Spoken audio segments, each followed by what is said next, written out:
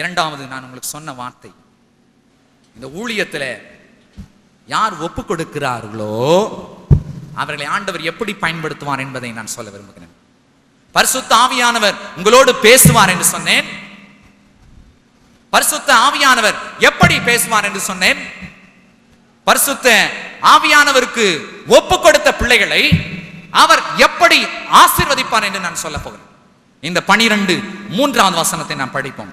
ஞானவான்கள் ஆகாய மண்டலத்தின் ஒளியை போலவும் அநேகரை நீதிக்குட்படுத்துகிறவர்கள் நட்சத்திரங்களைப் போலவும், அநேகரை நீதிக்கு உட்படுத்துகிறவர்கள் நட்சத்திரங்களைப் போலவும் என்றென்றைக்கும் உள்ள, அங்கே போட்டிருக்குது அநேகரை நீதிக்கு உட்படுத்துகிறவர்கள்.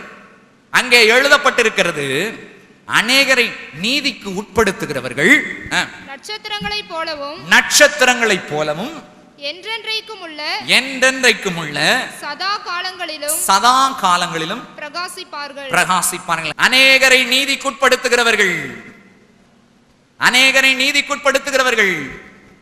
படிப்போம் அந்த வார்த்தை.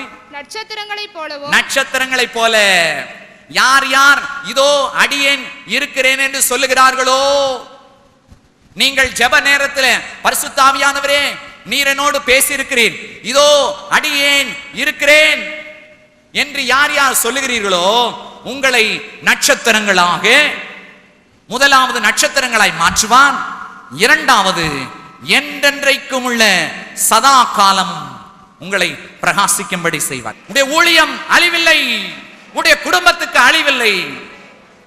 உன் வாழ்க்கையிலே ஜெயம், உன் குடும்பத்திலே ஜெயம், உன் ஊழியத்திலே ஜெயம், என்றென்றைக்கும் பிரகாசம். உன் வாழ்க்கையிலே பிரகாசம், உன் ஊழியத்திலே பிரகாசம். நீ ஆராதிக்கிற தேவன், நீ ஆண்டவருக்கென்று நேரத்தை ஒதுக்குகிறதான தேவன் பிரகாசமுள்ள விடிவெள்ளி நட்சத்திரமாய் இருக்கிறார். நீ வந்திருப்பது நட்சத்திர தண்டை அன்று, பிரகாசமுள்ள விடிவெள்ளி நட்சத்திரம் அவரிடம் நீ வந்திருக்கிறாய்.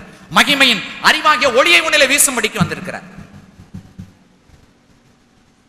தேவனுடைய ஆவியானவர் அநேகரை இவ்விதமாய் ஆசீர்வதிக்கப்படுவார். 2 காரியத்தை உங்களோடு கூட நான் சொல்லுவேன்.